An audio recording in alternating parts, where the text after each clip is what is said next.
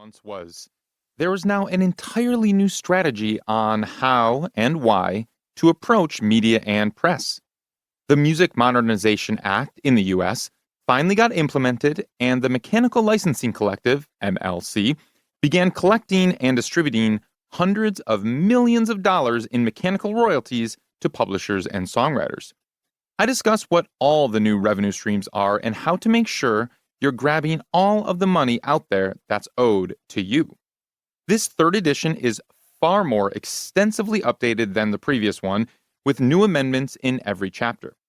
Over the past year, I conducted over 100 interviews with the movers and shakers of the industry. Many you can hear as part of my new podcast, The New Music Business.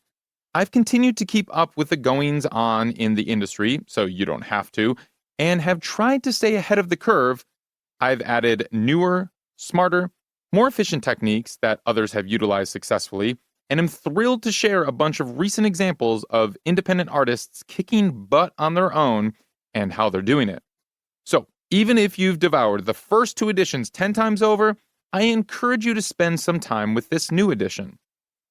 As for me, I launched a 1970s funk soul immersive concert experience with my project Grassroots District, released my first solo album in 7 years, and ran the Uncanceled Music Festival, which raised over $100,000 in 10 days for hundreds of musicians and venues in the weeks directly following the live music shutdown.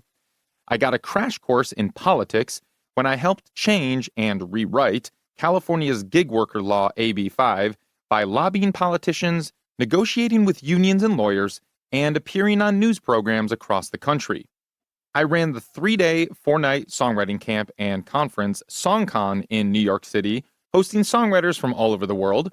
I developed and launched a handful of new courses for Ari's Take Academy, which now has over 5,000 students, crossed 100 episodes on the New Music Business podcast, and I got married. I'm staying active in music so I don't lose touch, and because, well, it's my entire life and my soul won't allow me to do anything else, and I am keeping up with the ever-evolving landscape so I can help guide today's musicians. Wherever you are at on your journey, you now have a partner along the way. We're all in this together. August 2022. Author's Note. Before you dig in, I need to point out that everything in this book is based on my own experiences or what I've learned from others in the biz. And even though things worked out a certain way for me and others I reference in this book, results may vary. Also, I'm a musician, not a lawyer. Please don't use this book as a guide to drafting contracts or navigating legal matters. It's not meant for that. Definitely consult an attorney for all legal issues you may have, and be sure to check out some words of caution and other stuff you really need to hear at the end. Also, without fail, things in the music industry will have changed by the time you're listening to this. Companies may get acquired, laws may get passed, revelations may be made. Introduction. January 15th, 2008 was the greatest day of my life.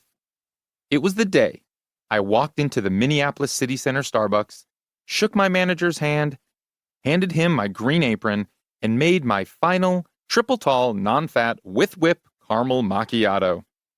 It wasn't dramatic.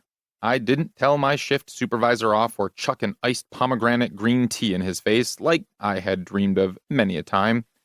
There wasn't a big send-off, no parade down First Avenue. My manager asked me what I was going to do. I told him that I was a musician and that I was going to make it. He thanked me for my work and told me that there would always be an apron with my name on it if I needed. Luckily, I never did. Well, actually, luck had nothing to do with it. People always ask successful musicians what their lucky break was, and most don't have an answer. They mention a few instances here and there that, in retrospect, were turning points or little victories, but very seldom do you hear, "We were playing the Fine Line, and after the show, a bald man in a suit came up to us, handed us a record contract, and told us it was our lucky day." That is what everyone outside the music industry expects. No one really understands the music business. The songwriting process eludes people. But even more. To keep listening to this audiobook for free, click the link in the description. It will take you to a free Audible trial where you can listen to this and many other books for free for 30 days.